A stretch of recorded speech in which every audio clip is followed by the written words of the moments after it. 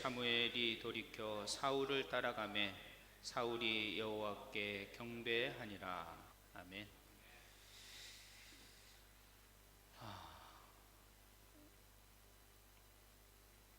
네, 오늘은 우리가 구약을 강의하는 30번째 시간입니다.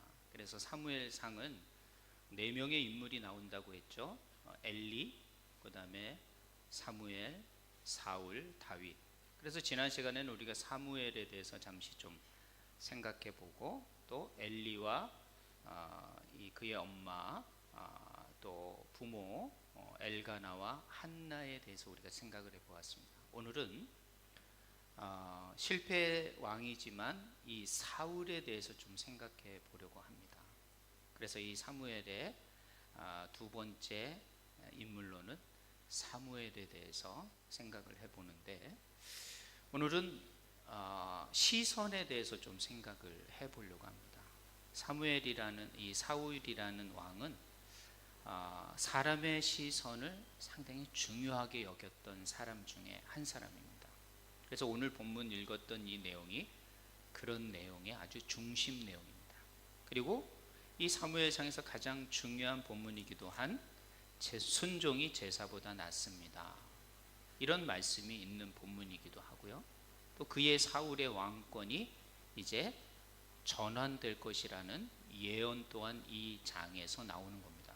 그래서 이 사무엘상에서 가장 중요한 아주 장이라고 뽑는다면 저는 이 15장을 뽑을 수 있다라고 생각을 합니다.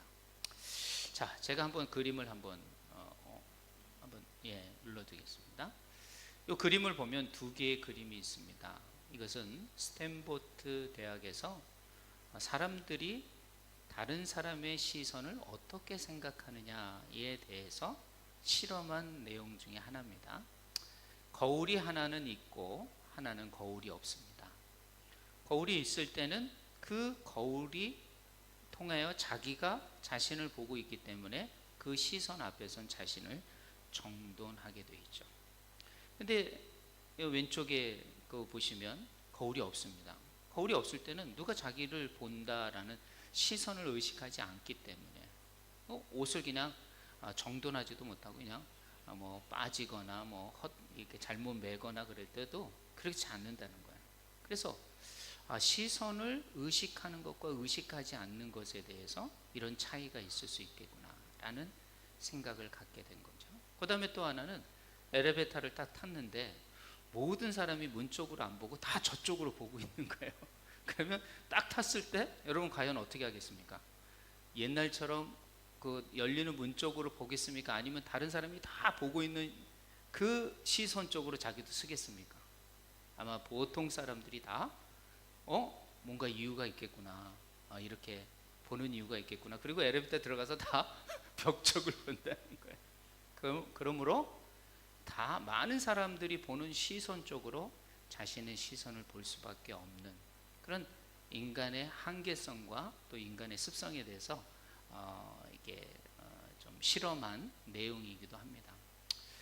우리는요, 어떤 사람이냐면 누군가에게 시선을 의식하고 살고 있습니다. 특별히 우리 주변에 있는 많은 사람들의 시선에 길들여진 삶을 살고 있습니다. 그래서 그것이 정상이냐, 그런 것을 보는 것이 바른 것이냐, 우리는 사실 살고 있는 것이 우리의 현실입니다. 어린아이는 부모의 눈 속에서, 부모의 시선 속에서 자라갑니다. 학생은 선생님의 눈을 의식하면서 사실 공부를 하고 있죠. 직장인들은 상사의 눈치를 보면서 그 시선에 사실은 직장 생활을 하기도 합니다. 어디에 있든지 우리는 서로 평가하고 인정하는 시선 속에서 우리는 오늘도 살아가고 있습니다. 오늘 이 사무엘이 나오는 이 이스라엘 시대에서도 그랬습니다. 그 시대 사람들이 사무엘에게 말했습니다. 사무엘 선지자여, 우리에게도 왕을 세워주십시오. 다른 나라처럼 우리에게도 우리를 다스릴 왕을 세워주십시오 라고 주문했습니다. 사실 그것은 하나님의 뜻이 아니었습니다. 왜? 그들의 진정한 왕은 하나님이셨기 때문입니다. 그러나 그들은 집요하게 다른 사람이 다른 나라가 하는 대로 우리도 왕을 주십시오 라고 했던 거예요. 그래서 할 수 없이 그들의 요구대로 왕을 세우게 된 그 왕이 바로 사울 왕입니다. 그러나 이 왕을 세우면서 하나님은 사무엘상에서 말씀하십니다. 이스라엘 왕은 세상의 왕과는 다르다. 이것을 분명히 해 두셨습니다. 이것은 모세오경의 신명기 말씀에도 분명히 말씀하셨습니다. 너희들이 왕을 두면 많이 불편할 텐데, 그러나 이 왕은 이런 것을 두지 말아야 하며, 그리고 이스라엘 왕은 세상의 왕과는 다른, 특별히 어떤 거다? 하나님의 모든 말씀을 대언하고 대리자로서만 왕의 통치가 있다라고 분명하게 말씀을 하셨습니다. 그것이 하나님의 뜻이었고, 그 뜻을 백성들은 알겠습니다, 그 뜻을 우리는 지키겠습니다 하고 이스라엘 왕을 세우게 되었던 거죠.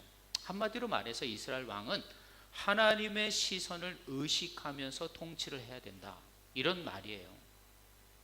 그런데 사울은 그 하나님의 눈을 의식하지 않고 눈에 보이지 않는 하나님이 아닌 눈에 보이는 좋은 것과 사람들의 눈에 시선을 의식하면서 통치하게 된 것입니다. 그래서 한마디로 말해서 그는 몰락하게 된 것입니다. 폐위당하게 되고 그는 참 어처구니 없는 죽음을 맞이할 수밖에 없었던 것이죠. 그러면 사울이 어떻게 하나님의 시선이 아닌 사람의 시선에 붙들림 당했는지를 좀 생각해 보려고 합니다. 먼저 오늘 본문을 다 읽지는 못했지만 사울은 처음에는 참 겸손한 사람이었습니다. 사람의 시선이 있을 때 숨었고 하나님의 시선을 의식한 듯. 그래서 많은 사람들이 사울을 보면서 참 겸손하다, 저렇게 핸섬하고 키도 큰데 저렇게 인격까지. 오늘날 말하면 이 오타니, 여러분 오타니 아죠? 예?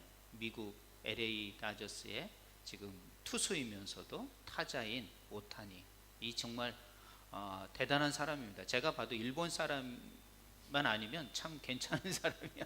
그것만 빼고는 정말 대단한 사람이에요. 연구해 볼 만한 사람인 것 같아요. 참 검소하고 물질에 대해서 상당히 뛰어넘고 하나의 어떤 가치와 원칙을 가지고 살아가는, 참 예수까지 믿으면 참 좋았을 텐데 좀 안타까운 마음이 들지만, 그런 처음에는 오타니아 같은 사람이었을 거예요. 뭐 숨고 뭐 스포트라이트를 딱 피하면서 이러면서 자신의 그런 겸손함을 드러냈던 사람인데, 사울이 왕이 되는 순간 그게 달라졌다는 거예요. 오늘 본문에도 나오지 않습니까? 여호와의 목소리를 청종하지 않았습니다. 당신은 여호와의 명령을 당신은 듣지 않았습니다. 다 멸하라 그랬는데, 그 아멜렉 사람들을 다 멸하고 거기에 있는 양과 소도 다 멸하라 그랬는데 그거 듣지 않았습니다. 그리고 그걸 그냥 좋은 거라고 가져오게 됐습니다. 그러면 사울이 말합니다. 제가 그러려고 그랬습니다. 그러려고 그래서 거기까지 갔지 않습니까? 하나님 말씀 듣고. 그런데 딱 보니까 너무 좋은 거예요, 그 양과 소가. 그리고 이 군인들이, 사람들이 그걸 왜 죽입니까? 그 좋은 거를, 그거 가져가서 우리가 제사 때 사용하고 우리가 우리 것으로 사용하면 우리나라가 더 잘 될 수 있습니다. 이런저런 말을 했겠죠. 그 말을 듣고 그래, 그렇게 해서 제가 가져온 거지 저는 절대 하나님의 말씀을 불순종하려고 그러지 않았습니다 라고 한 거예요. 어떻게 보면 이걸 뭐라고 말하냐면 변명이라고 말하는 거예요. 변명. 여러분, 변명이라는 건요, 불순종을 포장한 포장지와 같습니다. 변명이라는 것은 어떤 거냐면요, 자신의 불순종이나 실수를 정당화하거나 회피하는 말과 태도가 변명입니다. 한마디로 말해서 우리가 읽었던 이 본문은 변명인 거예요. 하나님의 말씀을 지킨 듯 하지만 결국에는 지키지 못하는 변명이었다는 것을 우리는 알아야 됩니다. 사람들이 요구하는 것이 아니라 하나님이 요구하는 것이 무엇이냐. 그런데 그 사람이 요구하는 그 좋은 것을 뭐라고 말해요? 하나님에게 드리려고 합니다. 얼마나 좋은 말이에요. 그죠? 자기가 갖는다 것도 아니고 하나님에게 드리려고 합니다 라고 말하니 얼마나 그게 멋있는 포장입니까? 그러면서 오늘 나온 본문이 뭐냐면 제사보다 순종이 낫습니다 라고 말을 하는 거예요. 여러분, 변명이 왜 위험성이 있냐면요, 하나님의 말씀을 희석시킵니다. 여러분, 점점 돌이 되어가는 거죠. 즉 하나님의 말씀의 권위를 낮추고 자신의 판단을 그 말씀 위에 두는 위험성을 갖게 되는 겁니다. 그러면 하나님의 말씀보다는 자신의 생각과 자신의 판단을 더 앞세우게 되어 있습니다. 그게 변명의 위험성입니다. 그렇기 때문에 그 책임을 받아들여야 되는 겁니다. 아, 내가 실수했습니다 해야 되는데, 그 변명을 됨으로 말미암아 하나님의 말씀은 희석되어지는 거예요. 사라져가는 거예요. 아주 돌과 같이 변하게 되는 거죠. 두 번째는요, 진정한 회개를 하기가 어렵습니다. 왜? 계속 변명을 해야 되니까요. 자신의 죄를 인정해야 되는데 인정하지 않고 계속 변명을 하다 보면 진짜 회개를 하기 어려운 겁니다. 은혜로 경험할 수 없게 되는 거예요. 그게. 그러니까 변명해서는 안 되는 거예요. 변명하는 순간 진정하게 하나님 앞에 회개하고 자신을 내려놓을 수 있는 기회가 사라지게 되는 거예요. 그러면 세 번째는 하나님의 관계가 끊어지는 겁니다.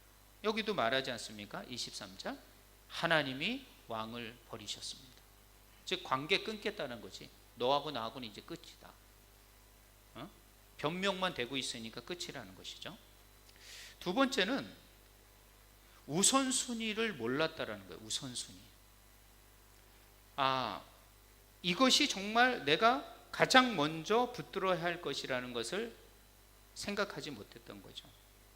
스탠퍼드 대학교에서 이 멀티태스킹 실험을 했답니다. 이거는 동시 다중 작업이죠. 이 멀티태스킹이. 그래서 옛날에 우리나라 말도 있지 않습니까? 아유, 저 사람은 그냥 뭐든지 잘해. 아주 맥가이버야. 뭐 이런 말 많이 쓰잖아요. 그게 이 멀티태스킹과 같은 내용이에요. 그러니까 저 사람은 뭐든지 잘해. 그리고 이걸 밥 먹으면서도 뭐 다른 것도 하고, 뭘 하면서도 또 다른 것도 하고. 저 사람은 어떻게 저렇게 동시에 다 하지? 사실 제가 그랬어요. 근데 저희 아내는 이게 개인적인 일이니까 얘기하면 안 되겠죠, 설교에서. 그럽니다. 자, 아무튼 이 멀티태스킹을 실험을 했는데, 이 사람들의 대부분 이렇게 아주 동시 다중 일을 잘하는 사람의 특징은 뭐냐면 우선순위가 불분명하다는 거예요. 그러니까 뭐가 중요하고 뭐가 우선적으로 해야 되는 결정력과 결단력이 약하다는 거예요. 왜? 여러 일을 하다 보니까 내가 이것을 해야 되고 먼저 해야 되고 나중에 해야 된다는 우선순위를 정할 판단력이 무너지는 거예요. 지금 사울이 그런 경우인 거예요. 사울은 참 이것도 잘하고 저것도 잘했어요. 멀쩡하게 생겼고 싸움도 잘하고 승리도 하고 인기도 있고, 왜? 사람들 말 들으니까 인기도 있어. 이렇게 다방면으로 일을 잘할 때 이 사람은 우선순위를 놓친 거예요. 그 우선순위가 하나님의 시선, 하나님의 뜻이 우선이 돼야 되는데, 그 하나님의 명령을 1순위로 생각하지 않고 사람의 시선인 2순위, 인기와 인정과 또 결과물을 딱 나타내 보이니까 대단한 거거든. 그러니까 그것에 더 중요한 결단을 내리게 된 거죠. 우선순위를 결정하는데 미스가 난 거예요. 그러니까 방향을 잃어버리고 하나님의 뜻과는 멀어지게 된 것이죠. 그러므로 그는 하나님의 시선보다는 사람의 시선을 의식하게 되었다라는 거예요. 자, 역대하 16장 9절은 말씀합니다. 여호와의 눈은 온 땅을 두루 감찰하시느니라.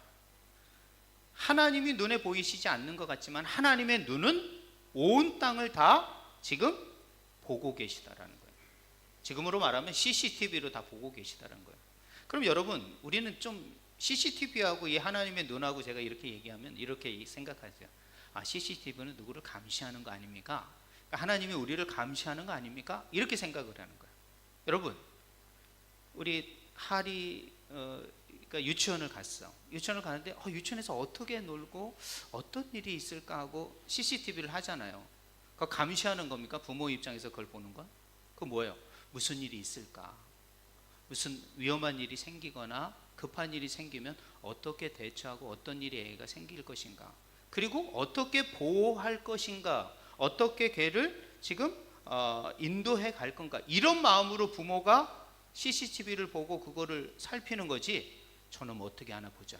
아무도 없을 때 어떻게 행동하나. 이런 감시와 어떤 그런 처벌을 위한 CCTV가 아닙니다. 하나님의 눈이 우리를 감찰한다는 것은, 하나님이 우리를 두루 살피신다는 것은 하나님의 사랑으로 우리를 위험으로부터 보호하고 혹시 위험이 있을 때 그 모든 것들을 대처하고 인도하시려고 하나님이 우리를 감찰하고 계시다라는 거예요. 근데 자꾸 우리는 감시하는 것처럼 생각하는데 그렇지 않습니다. 하나님의 시선은 우리를 지키시고 보호하시는 눈으로 우리를 지금 감찰하고 계시다라는 거죠. 자, 그러면 이런 하나님의 눈을 의식하기 위해서 우리가 해야 할, 이 땅에서 해야 할 두 가지가 있습니다. 이건 여러분이 모르는 게 아닙니다. 간단한 겁니다. 첫 번째로는 말씀 묵상입니다. 말씀이 하나님의 뜻이고 하나님의 말씀입니다. 하나님의 뜻이 무엇이냐? 오늘도 우리 오전에 10시부터 이제 성경 공부 잠깐 우리 남성들이 했는데요. 하나님의 뜻을 어디서 발견해야 되느냐? 말씀이에요. 말씀 외에는 하나님의 뜻이 어디에도 나타날 수가 없는 거예요. 하나님 반드시 말씀을 통하여 그가 무엇을 원하시고 그가 어떻게 지금 인도하시는지를 알게 해주십니다. 자, 그래서 말씀 묵상의 습관이 여러분에게 필요한 것입니다. 그것이 우리의 인생의 방향을 잡아주는 것이죠. 내가 이리 가면 안 되겠구나. 하나님의 뜻이 이리로 가라 그랬으니까 이리로 가야겠구나. 즉 하나님의 시선을 의식하게 되는 거예요. 이 말씀 묵상을 통해서. 그래서 제가 매일 카톡, 우리 단톡을 통해서 말씀을 계속 보내드리는 것은 그 말씀을 읽어서 그 가운데 역사하시고 나에게 주시는 말씀이 무엇일까? 하나님의 뜻은 무엇일까라고 계속 반복적으로 훈련하셔야 돼요. 묵상해 가셔야 돼요. 이것이 안 되면 하나님이 나하고 날 보고 계시는가? 나하고 함께 계신가? 이런 생각이 드는 거예요. 또 하나는요, 두 번째는 기도하셔야 돼요. 기도는 여러분의 필요를 간구하는 게 아니에요. 기도는 하나님이 누구신가? 하나님과 나의 관계는 무엇인가? 그리고 나는 하나님 앞에 무엇을 구해야 하는가를 알게 하고 하나님이 누구신가를 알게 하는 것. 그리고 그 영적인 하나님과 깊은 관계를 맺는, 개인적 관계를 맺는 아주 코이노니아의 시간이에요. 이 기도의 시간이 없으면 하나님이 남같이 느껴지는 거예요. 무서운 분처럼 느껴지고 멀게 느껴지는 거예요. 생각해 보세요. 대화를 하지 않는다. 누군가하고 대화가 끊어진다. 여러분 그냥 멀어지는 겁니다. 부부도 대화가 끊어진다? 각방 쓴다? 멀어지는 겁니다. 자녀와도 대화가 끊어진다? 이거 힘들어지는 거예요. 연인 관계가 대화가 없다? 이거 더 문제지 않습니까? 친구 관계, 모든 이웃과의 관계가 대화가 단절된다? 이거 완전히 이건 끊어지는 겁니다. 기도가 바로 그런 거예요. 하나님과의 관계가 계속 지속되기 위해서는 반드시 기도하셔야 됩니다. 그게 짧은 기도든 아니면 걸어가서 기도하든 아니면 순간적인 기도든 하나님을 의식하면서 하나님이 지금 나와 함께 하신다는 그 의식을 가지고 기도하는 것. 이것이 빠지면, 말씀 묵상과 기도가 빠지면 이게 참 하나님의 눈을 의식한다는 것, 이거 쉽지 않습니다. 그러니까 그 하나님의 눈을 의식하지 못하니까 사람을 의식할 수밖에 없어요. 우리는 자연스럽게 하나님의 눈을 의식하는 순간 우리는 사람의 시선을 좀 더 의식하지 않을 수가 있게 되는 것입니다. 자, 그리고 내면적으로 성령의 인도하심을 받아가는 것이죠. 그러므로 하나님의 눈을 의식하여, 왜? 하나님이 지금도 우리를 우리를 보호하고 우리를 보고 계시다라는 것. 말씀 곳곳은 우리에게 말씀하고 있다라는 것이죠. 자, 들어주시면. 자, 그러면 다윗은 어땠을까? 사울은 그랬다 치더라도 다윗은 어떤 왕이었을까? 그 다음 왕이었을까? 그리고 이 사람을 왕으로 했잖아요. 근데 이 사람을 사무엘상에서 이렇게 살펴보면 이 사람은 광야 10년 넘도록 도망만 다닌 사람. 여기 숨었, 여기 숨, 여기 갔다 저기. 그러니까 사람의 시선을 의식하지 않을 수가 없어. 특별히 사울의 시선을 의식하지 않을 수가 없는 거야. 사울이 지금 어디로 오는가 그 정보에 쫑긋해요. 근데 다윗은 그것에 연연한 도망 다니면서 그의 시선에 집중했어요. 하나님의 도움을 구했습니다. 하나님이 나와 함께 하심을 믿었습니다. 하나님이 반드시 나를 도와주실 것이라는 믿음을 갖고, 그 사람이 누구냐? 다윗이었다. 즉 하나님의 시선을 의식하는 거예요. 도망 다니면서 하나님을,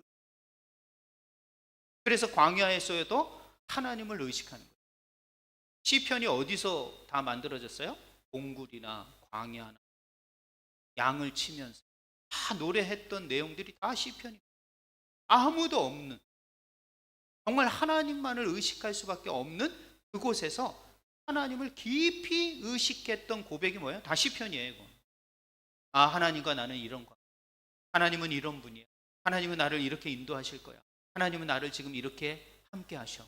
이 모든 고백이 다 시편이에요. 즉 하나님의 시선을 의식한 결과물이 뭐다? 시편이라는 거예요. 그러니 하나님이 내 마음에 합한 자라고 말하지 않을 수가 없는 거예요. 자, 그럼 사울과의 비교를 하려면 또 사건이 있어요. 동굴에 딱 숨어 있는데 사울이 큰 걸 해결하기 위해서 동굴 딱 그랬겠죠. 있으니. 근데 옆에 다윗, 그것도 모르고 얼마나 급했는데 다윗이 죽일 수 있는 절호의 기회죠. 근데 죽이지 않았어요. 죽이지 않은 이유가 뭐예요? 하나님이 세운 왕. 하나님의 눈이 지금 이 왕과 이를 보고, 이 의식이 없었으면 죽였습니다. 절호의 기회지 않습니까? 또 많은 이 부하들도 죽이지 않고 뭐 합니까 이거? 사람들의 시선과 사람들의 요구가 있었어요. 그럼에도 불구하고 다윗은 하나님의 시선을 우선으로 여기서 그리고 옷만 살짝 빼고, 나중에 저는 죽일 기회가 있었습니다. 왕이시여. 그러나 저는 하나님이 세운 왕을, 하나님의 시선, 하나님의 눈을 의식한 삶이 이런 결과를 나온 거예요. 이런 의식이 없는 사람은요, 그냥 자기 마음대로 하고 자기 무시해버리고 그렇게 되는 거예요. 여러분, 하나님의 눈을 의식하는 게 뭐냐면 영성. 아, 저 사람이 영성이 있다 없다라는 것은 무슨 기도 많이 하고 뭐 신앙생활 잘하고 그런 거 아니에요. 말씀 많이 알고 그게 영성이 아니라 모든 부분에서 하나님의 눈을 의식하며 아주 민감하게 살아가는 사람, 그게 영성. 왜? 하나님은 영이시기 때문에. 그분의 눈을 의식하는 것 자체가 영성입니다. 그분을 의식하지 않는 것, 그게 영성이 없어요. 내가 정말 하나님을 의식하고 살아가는가? 정말 광야의 고통 가운데서도 하나님의 시선을 의식하며 살아갔고 하나님의 손길과 하나님의 뜻을 고백하며 살아갔던 다윗. 그러니 하나님께서 그 다윗을 하나님의 위대한 왕으로, 언약의 계승자로, 그의 후손을 통하여 예수 그리스도를 오시기까지 하셨다는. 그러니까 여러분, 고난은 아무도 사람들이 여러분에게 관심이 없는 것 같지만 하나님의 눈을 그때 의식하셔요. 고난이 그래서 유익이라는 거예요. 고난이 하나님을 만날 수 있는, 다시 한번 우리의 영성을 다시 한번 회복할 수 있는 시간이다라는 기회로 가지셔야지. 아, 나에게 또 어려우네. 아닙니다. 이 다윗과 사울의 경우를 다 고난, 새롭게 하나님을 의식할 수 있도록 다시 한번 변화시킬 수 있는 기회고, 하나님의 노고 힘을 주셔야 돼요. 그래서 인생 가운데 하나님이 여러분을 사랑하시지만 고난을 강간하시는 거예요. 그 고난을 통하여 하나님의 눈, 하나님의 시선을 기억하시기를 원하신다. 여러분, 그리고 결론적으로 말씀드리면 순종이 곧 생명이 될 수밖에 없고, 사람들은 그냥 대강 순종하면 되겠지라고 생각할 수 있습니다. 그러나 성경의 모든 사람들은 순종했던. 그러나 우리가 그럴 수 있습니다. 우리가 어떻게 100% 순종할? 그렇습니다. 우리가 100% 순종할 수 없습니다. 왜? 우리는 죄인이기 때문에, 인간의 한계. 그래서 우리는 늘 넘어지고 연약하고 흔들리고 하나님의 시선보다는 사람의 시선을 더 의지할 수밖에. 왜냐하면 모든 사람이 죄를 범하며 하나님의 영광을 받지 못하기 때문에. 그러나 오늘 이 본문처럼 순종이 제사보다 낫다라는 말은 하나님 앞에 제사 드리려는 그런 마음이 중요한 것이 아니라, 완벽한 어떤 순종의 퍼포먼스, 어떤 그런 멋있는 폼으로 하나님 앞에 순종하는 걸 원하는 것이 아니라, 하나님 앞에 실패해도 다시 돌아올 줄 아는 순종을 원하는, 그게 진짜 순종이라는 것이죠. 다윗과 사울을 한번 볼까요? 사울이 이렇게 오늘 15장 실패했습니다. 실패를 하면 어떻게 해야 돼요? 제가 잘못했습니다, 정말 용서해 주십시오. 오늘 본문에도 그런 내용은 나와요. 그러나 그 뒤에 뭐라고 말을 합니까? 변명이 되죠. 24절에 뭐랍니까? 사울이 사무엘에게 이르되 내가 범죄했습니다. 그러다가 어떻게 합니까? 내가 백성이 변명하잖아요. 자, 보십시오.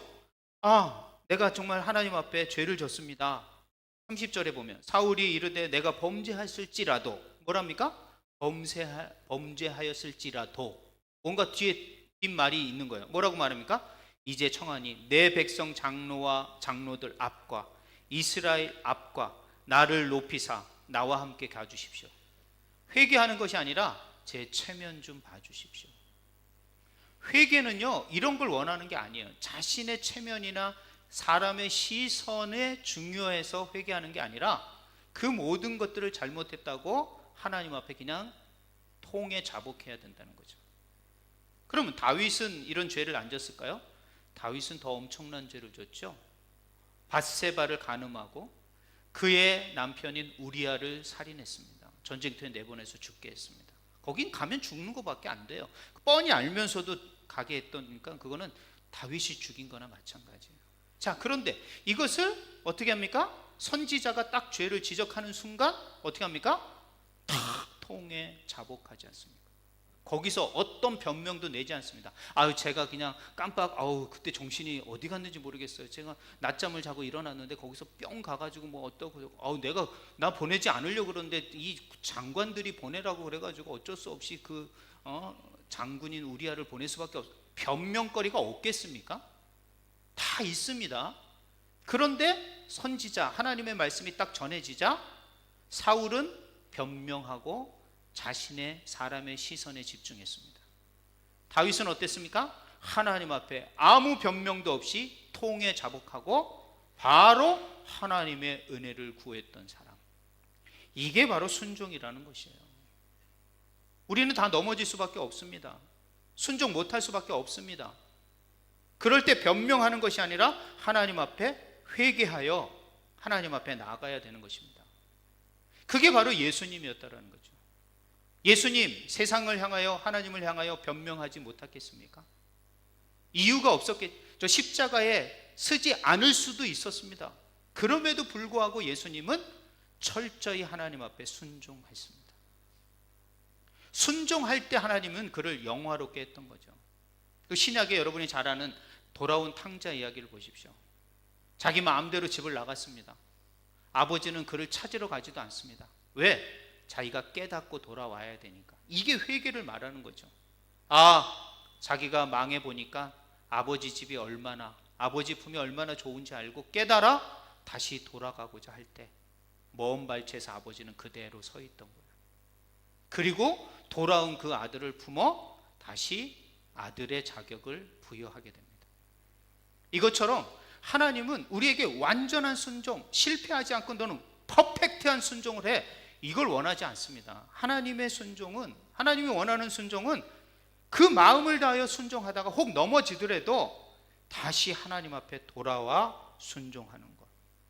하나님, 제 삶을 다시 받아주십시오. 다시 한번 주의 백성으로 살겠습니다 하는 이 탕자와 같은, 그리고 이 아버지는 곧 하나님이 우리 돌아올 탕자들을 기다리는 아버지의 마음과 같은 분이 바로 하나님이시라는 것이죠. 사랑하는 성도 여러분, 하나님이 원하는 순종은 형식적인 순종이 아닙니다. 완벽한 순종이 아닙니다. 정말 우리의 마음을 들여 실패할지라도 다시 말씀 앞에 서려는 결단, 그 태도, 그 중심을 보시길 원하는 거예요. 그리고 하나님 앞에 그 삶을 돌이키셔야 됩니다. 이것이 바로 회개라는 것이죠. 오늘도 우리는 다시 한번 하나님의 눈을 의식해야 하셔야 됩니다. 하나님의 눈을 의식하지 않는 삶은 우리가 변명하게 되고 우선순위를 놓치는 삶을 살 수밖에 없다라는 거예요.